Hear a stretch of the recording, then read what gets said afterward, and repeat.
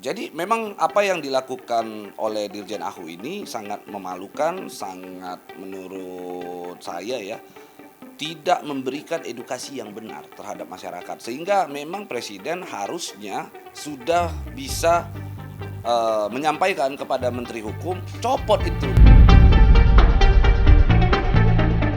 Tugas pemerintah itu adalah melaksanakan peraturan perundang-undangan.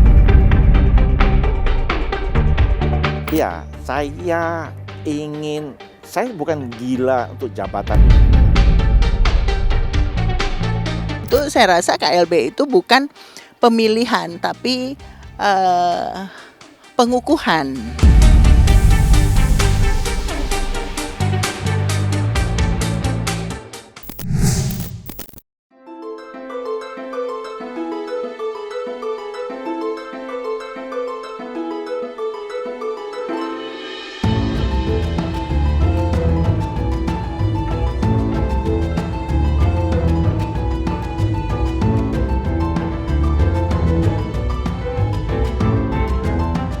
Konflik dualisme kepemimpinan di tubuh organisasi Ikatan Notaris Indonesia belakangan ini semakin pelik dan sengit usai Direktorat Jenderal Administrasi Hukum Umum atau AHU mengesahkan hasil Kongres Luar Biasa versi Banten yang meloloskan Irfan Ardiansyah sebagai Ketua Umum Pusat Ikatan Notaris Indonesia. Menanggapi keputusan tersebut, kuasa hukum Tri Firdaus Akbarsyah, Pablo Benua, menduga ada upaya pembegalan yang dilakukan Kementerian Hukum dan HAM melalui Direktorat Jenderal Administrasi Hukum Umum atau AHU yang secara sepihak memutuskan Irfan Ardiansyah sebagai Ketua Umum Ikatan Notaris Indonesia. Atas dugaan intervensi itulah, Pablo meminta Presiden Prabowo Subianto mencopot Direktorat Jenderal Administrasi Hukum Umum yang dianggap telah menyalahgunakan kekuasaan. Kita sudah melakukan permohonan kepada Presiden Republik Indonesia, dalam hal ini Pak Prabowo Subianto, untuk perlindungan hukum kepada organisasi atau perkumpulan Ikatan Notaris Indonesia. Karena jelas-jelas di sini ada sebuah upaya yang terstruktur, sistematis dan masif untuk membegal Ikatan Notaris Indonesia melalui Kementerian Hukum, dalam hal ini Dirjen Administrasi Hukum Umum, dalam rangka keberpihakan terhadap salah satu kubu yang sedang bersengketa, salah satu pihak yang sedang bersengketa. Dan hal itu sebenarnya tidak diperkenankan oleh undang-undang, tidak diperbolehkan. Pemerintah dilarang masuk ke dalam rumah tangga sebuah badan hukum. Hal ini kan sama aja kalau misalnya gue punya PT, saya punya PT, perusahaan perseroan terbatas begitu. Lalu terjadi sebuah perselisihan antara saya, katakan selaku direktur utama, dengan komisaris. Apakah bisa ujuk-ujuk pemerintah masuk ke dalam proses sengketa tersebut dengan kamuflase sebagai upaya mediasi, lalu ujuk-ujuk menentukan siapa yang benar, siapa yang salah? Tentu itu tidak diperbolehkan. Pemerintah dilarang untuk ikut cawe-cawe di dalam urusan perselisihan suatu badan hukum. Dirjen AHU masuk ke dalamnya lalu membuat satu tindakan keputusan secara sepihak menyatakan bahwa pihak saudara Irfan yang benar atau Pak Tri Firdaus yang benar. Tidak boleh. Sekalipun itu katakan bahwa dari Kementerian Hukum menyebut bahwa memutuskan Pak Tri Firdaus sebagai kepengurusan yang sah, itu juga tidak diperbolehkan. Karena saat ini proses hukum pun sedang berjalan di tingkat kasasi.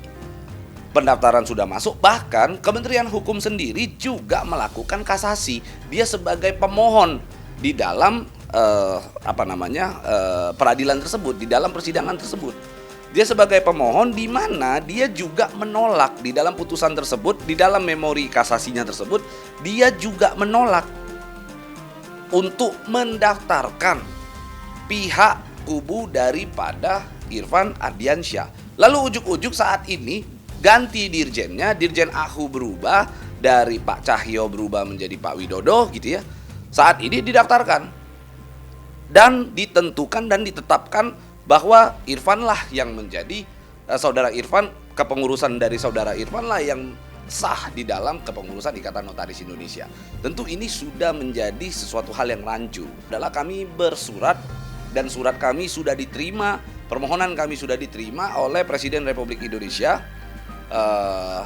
permohonan perlindungan hukum agar Bapak Presiden bisa mengatensi, memperhatikan persoalan tersebut supaya ini persoalan menjadi terang benderang. Jadi memang apa yang dilakukan oleh Dirjen AHU ini sangat memalukan, sangat menurut saya ya tidak memberikan edukasi yang benar terhadap masyarakat. Sehingga memang Presiden harusnya sudah bisa menyampaikan kepada Menteri Hukum copot itu Dirjen, karena bagi saya Dirjen saat ini menurut saya tidak paham sesungguhnya administrasi hukum itu seperti apa gitu. Begini, dalam hal pemilihan tempat terjadi perbedaan pendapat antara kedua kubu. Katakan KLB menyatakan keberatannya. Sementara Dirjen AHU lah yang memberikan rekomendasi bahwa tempat dilaksanakannya kongres yang dilakukan oleh demisioner pada saat itu oleh panitia itu jelas dari Dirjen AHU di Banten. Sehingga terpilihlah Pak Tri Firdaus sebagai ketua umum. Dan pada saat itu, pada saat pencalonan itu, Saudara Irfan tidak mengikuti tahapan-tahapan penjaringan sebagai calon ketua umum. Karena tugas pemerintah itu adalah melaksanakan peraturan perundang-undangan dan putusan juga pengadilan. Jadi yang pertama secara yuridis ada putusan tata usaha negara, baik tingkat pertama maupun tingkat bandingnya. Dan ini juga menjadi hal yang menguatkan, yang menetapkan kepemimpinan Saudara Irfan itu sebagai ketua terpilih. Artinya segala hal yang berkaitan dengan pembuktian dan lain sebagainya, keabsahan persidangan kongresnya dan lain sebagainya itu sudah dibuktikan di pengadilan. Yang kedua, berdasarkan data yang kami dapatkan dan juga kami peroleh berdasarkan informasi yang ada, secara surat menyurat dan lain sebagainya, kami dapatkan bahwa secara sosiologis kepengurusan Saudara Irfan ini didukung oleh 24 pengurus wilayah, dan kita juga meminta nantinya kepada kepengurusan yang baru Saudara Irfan dan teman-teman untuk bisa merangkul semua rekan-rekan pengurus notaris lainnya tanpa membedakan dukungan dan sebagainya, baik di tingkat wilayah maupun di tingkat daerah, kabupaten kota. Jadi ini yang sangat ditunggu oleh mereka, dan harapan rekonsiliasi ini tentu diharapkan juga bisa menambah kebersamaan. Iya, saya bukan gila untuk jabatan untuk jadi ketua umum, enggak. Saya ingin menegakkan marwah anggaran dasar anggaran rumah tangga ini. Enggak mau saya anggaran dasar anggaran rumah tangga siapapun bisa melanggar. Jangan sampai anggaran dasar anggaran rumah tangga ini dilanggar. Kita ini notaris, dalam menjalankan jabatan kita ini kita harus ada payung hukum, undang-undang ataupun peraturan-peraturan. Nah, dalam berorganisasi juga yang menjadi patokan kita tuh adalah anggaran dasar anggaran rumah tangga. Jangan anggaran dasar anggaran rumah tangga ini diterabas.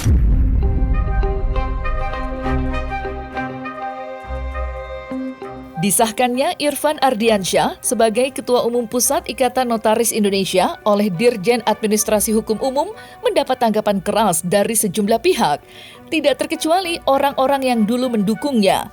Salah satunya yakni Dr. Junieti Damepurba. Perempuan yang menduduki jabatan cukup penting itu mengaku kecewa dengan kepemimpinan Irfan Ardiansyah yang dianggap arogan dan tidak demokratis, terutama campur tangan politiknya yang dianggap terlalu dalam. Berangkat dari kekecewaannya itulah, Junieti meminta semua pihak untuk menahan diri selagi proses peradilan masih berjalan. Pendeknya, belum ada keputusan inkrah yang berkekuatan hukum yang dikeluarkan oleh pengadilan.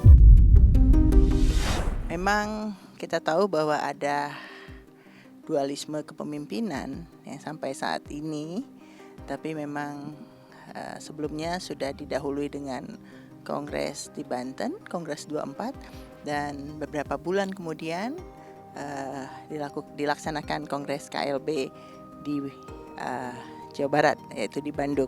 Saya rasa KLB itu bukan pemilihan, tapi pengukuhan. Dan memang kelihatan sampai saat ini yang karena saya ketua 4 tidak terlihat transparansi daripada keuangannya. Tadinya berharap ekspektasi saya tinggi terhadap Pak Irfan karena saya Jawa Barat, Pak Irfan dari Jawa Barat. Saya berharap kepemimpinan Pak Irfan membawa suasana yang baru, yang bagus buat organisasi kita yang sangat besar dengan 20.000 anggotanya. Nah, oleh karena itu saya memang ada di kelompok Pak Irfan. Tapi dalam perjalanannya dan sedikit flashback, saya melihat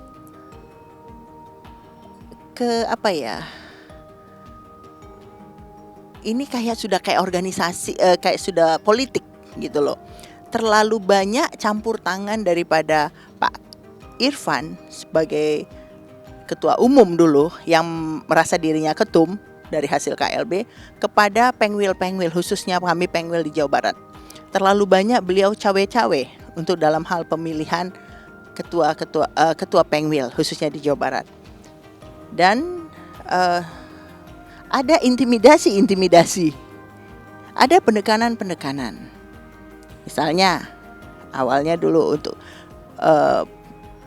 pemunculan nama itu dari daerah. Beliau mau itu namanya harus tunggal, diaklamasikan. Bagi saya mungkin karena saya perempuan, saya notaris, saya PPAT, bagi saya biarin aja tumbuh dari bawah. Orang juga bisa melihat kan bagaimana karya dan kinerja daripada seorang pemimpin. Saya juga salah satu ketua Pengda yang mengayomin 400 orang anggota. Kami ini yang punya anggota. Jadi kalau semua itu dibikin dengan doktrin ataupun intervensi cawe-cawe yang saya sangat terganggu dengan pengabdian kami sebagai ketua Pengda untuk menjalankan tugas dan jabatan kami, yaitu memberikan pelayanan kepada anggota kami. Harus menghormati, mentaati bahwa ini masih proses hukum. Jadi kepada masing-masing, khususnya yang sudah mendapat SK, yang sudah merasa menang, tolong ke bawahnya juga supaya nggak usah terlalu senang banget lah, euforia sampai maki-makian.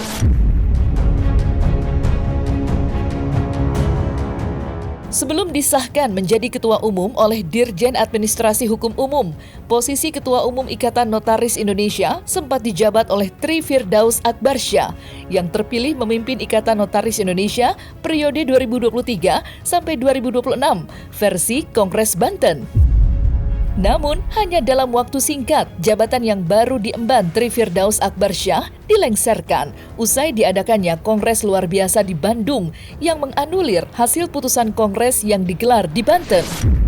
Menanggapi kekisruhan tersebut, Ketua Bidang Organisasi PP Ikatan Notaris Indonesia angkat bicara. Lantas seperti apa aturan yang berlaku dalam anggaran dasar rumah tangga Ikatan Notaris Indonesia dan seperti apa mekanismenya jika terjadi perselisihan di antara kedua belah pihak sebagaimana yang terjadi saat ini? Suatu perkumpulan yang berbadan hukum itu harus ada anggaran dasar dan anggaran rumah tangga. Itu ya. Khusus untuk INI yang juga diatur di dalam Undang-Undang Jabatan Notaris, ya. Kalau kita baca pasal 82 ayat 4 itu bahwa Ikatan Notaris Indonesia itu akan menetapkan mengenai fungsi, kewenangan, ya, dan lain-lain dari Ikatan Notaris ini dalam anggaran dasar dan anggaran rumah tangga. Jadi segala sesuatunya untuk bisa menjalankan aktivitas, ya, atau melakukan kegiatan-kegiatan apapun, baik yang sifatnya untuk mencapai maksud dan tujuan dari Ikatan Notaris Indonesia atau administrasi dari perkumpulan atau Ikatan Notaris Indonesia ini harus sesuai dengan anggaran dasar dan anggaran rumah tangga. Yaitu yang harus kita pahami dulu, ya, segala sesuatu itu tidak boleh menyimpang dari anggaran dasar dan rumah tangga. Ketentuan yang berlaku untuk kongres juga berlaku untuk pelaksanaan kongres luar biasa. Artinya apapun tahapan atau ketentuan yang harus dijalankan untuk bisa dilaksanakannya suatu kongres juga harus diterapkan pada saat kita ingin menjalankan kongres luar biasa. Jadi nggak bisa potong kompas lahnya ya, atau ujuk-ujuk ada suatu kongres luar biasa, itu nggak bisa. Kongres di Riau itu ada 5 bakal calon yang disahkan di dalam prakongres ya. 5 bakal calon inilah yang kemudian diverifikasi ya oleh tim verifikasi tadi ya. Nah, pada saat kongres yang disahkan sebagai calon itu hanya 3 ya, yang berdasarkan laporan dari tim verifikasi ya. Kenapa? Karena ada calon yang tidak kooperatif memang melaksanakan tahapan-tahapan untuk kongres ini. Ya, ada 2 itu enggak. Jadi pada saat itu yang disahkan hanya 3 orang calon ini. Yang 2 lagi tidak dianggap tidak memenuhi syarat. Kenapa? Tidak kooperatif. Ya kan? Enggak mungkin orang enggak kooperatif tiba-tiba jadi calon gitu kan. Kan tahapan-tahapan semua itu kan harus diikuti ya, termasuk kegiatan-kegiatan yang dibuat oleh tim pemilihan misalnya untuk pemaparan visi misi gitu kan, itu tidak dihadiri. Ya, ada 2 atau 3 kali nggak salah saya itu dibuat nggak dihadiri gitu. Jadi itu mungkin salah satu alasan kenapa kemudian yang disahkan sebagai calon di kongres itu hanya 3 inilah yang mengikuti pemilihan di Kongres 24 yang dilaksanakan di Tangerang. Nah, yang di KLB ini, yang di Bandung ini ya, infonya kita dengar memang diundang semua juga. Nah, tetapi kan kongres sebenarnya sudah selesai. Ya, kalau udah selesai kongres, ya. Kalau misalnya pada saat itu tidak sepakat dengan hasil kongres, kan ada forumnya untuk mengujinya, itu Mahkamah Perkumpulan. Ya, itu kan ada, misalnya, kami nggak setuju karena pelaksanaan kongres ini tidak memenuhi ketentuan anggaran dasar dan rumah tangga, misalnya. Maka ya silakan diuji ke Mahkamah Perkumpulan dalam waktu 7 hari. Nah, tapi ini nggak diuji. Lewat 7 hari nggak diuji, kita anggap kongres itu sudah sudah mengikat anggota ya. Itu hukumnya kan demikian ya. Begitu lewat 7 hari nggak ada, mengikat anggota dianggap.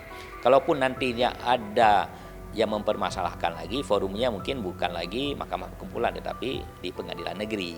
Kalau ada, tetapi sampai saat ini kan belum ada yang menguji hasil Kongres 24 itu di Pengadilan Negeri, nggak ada. Tapi sekarang nggak ada. Artinya secara hukum keputusan Kongres 24 itu masih sah dan mengikat.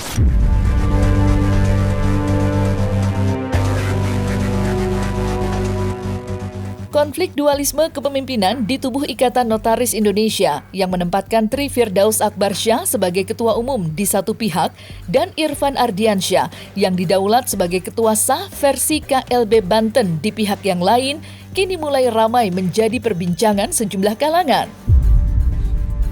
Terlebih adanya dugaan intervensi yang dilakukan Dirjen Administrasi Hukum Umum yang secara sepihak melegalkan Irfan Ardiansyah sebagai ketua umum terpilih, tidak sepenuhnya ditanggapi positif oleh para pemangku jabatan lainnya. Salah satunya Herna Gunawan yang menjabat Ketua Bidang Magang dan ALB PP Ikatan Notaris Indonesia yang tahu persis duduk persoalannya.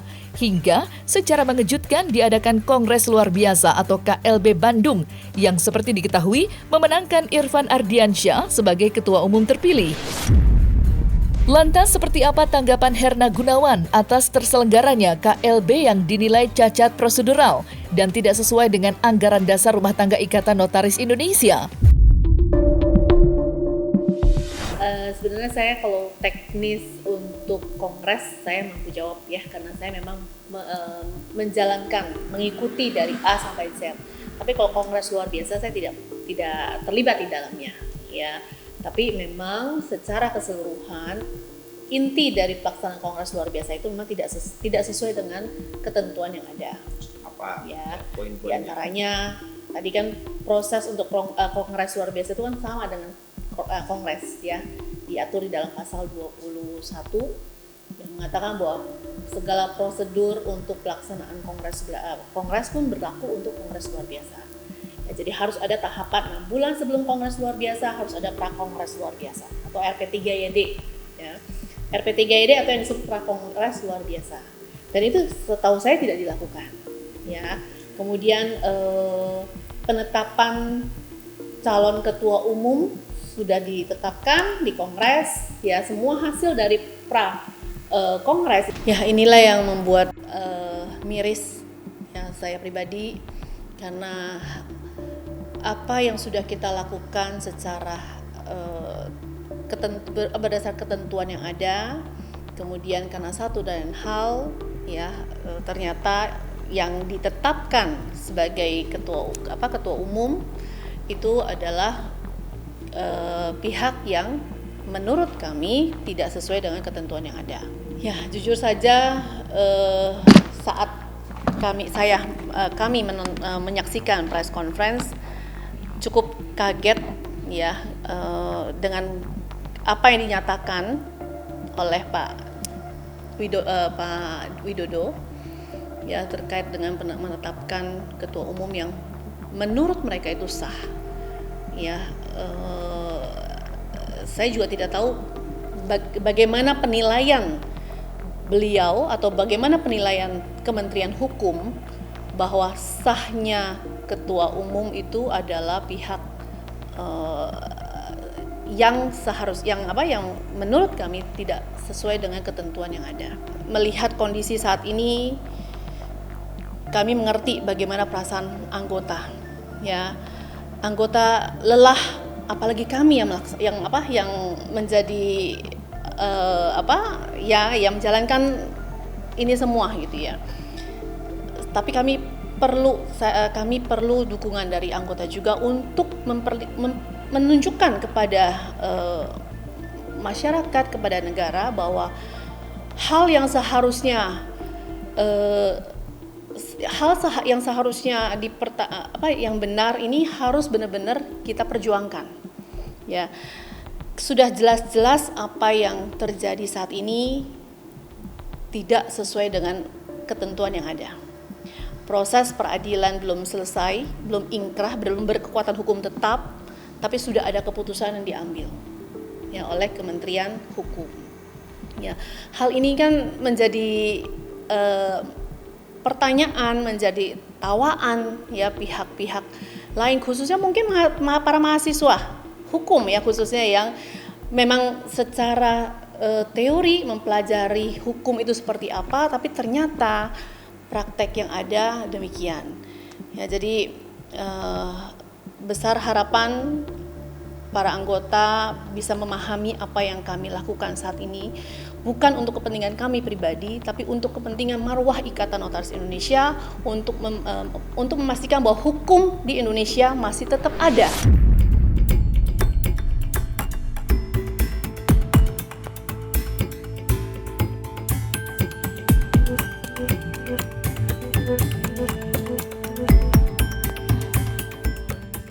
Nah, selesai sudah Cumi Lovers? Saksikan terus Cumi Camp In-Depth, kabar lengkap, mendalam, dan akurat dari narasumber terpercaya. Dan jangan lupa untuk like, subscribe, dan juga share channel YouTube Cumi Cumi.